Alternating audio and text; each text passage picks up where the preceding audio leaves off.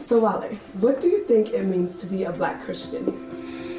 Yeah, that's a question that I even myself have, thought through, especially when when we see the news and we see things with, like the Trayvon Martin situation or George Floyd.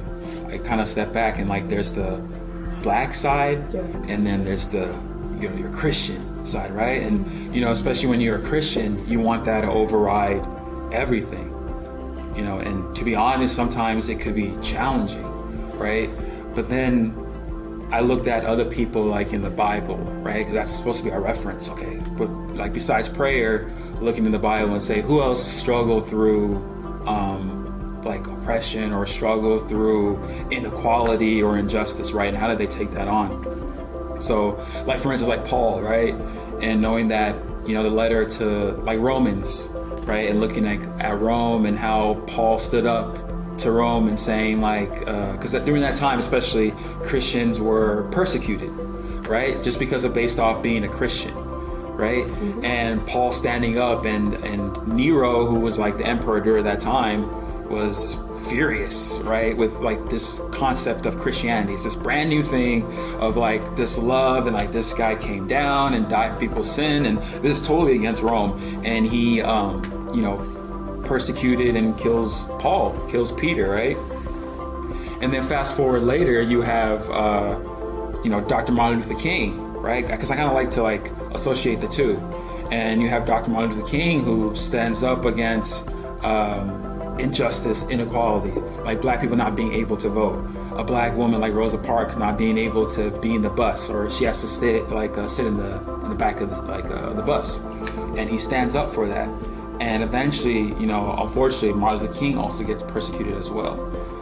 But I think what we tend to forget, though, especially with the question of being a Black Christian, is we have to know the power of God, right? Sometimes we try to take it on within ourselves and be I'm gonna do this, I'm gonna do that, and they're doing injustice to us, so okay, it's eye for an eye mentality.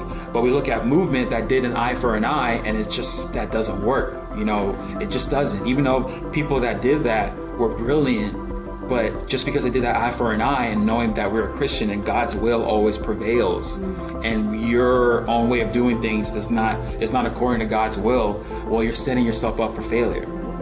So now, going back to Paul again, right? What's crazy is 500 years later, the Roman Empire, it was Justinian, right? The first, this during 463 or something like that AD.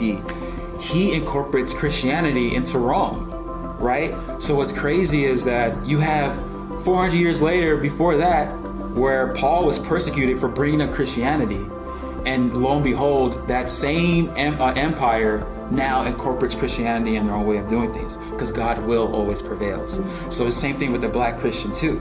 Dr. King, yes, he died. He was a martyr for the movement, but slowly but surely we're seeing Black, I guess in regards to justice existing slowly but surely. Now, we're not there yet, of course not, but that's the thing. We have to keep on moving, and the way we move is through God's will, through the way God's message, God's word, right? Not eye for an eye, but through love, through peace and unity. And I think that's what, as a Black Christian, I think that's what it takes. Moving through peace, unity, love, and including people instead of excluding, right? So, yeah. Thank you. Yeah, no problem. That's good. All right. Yeah.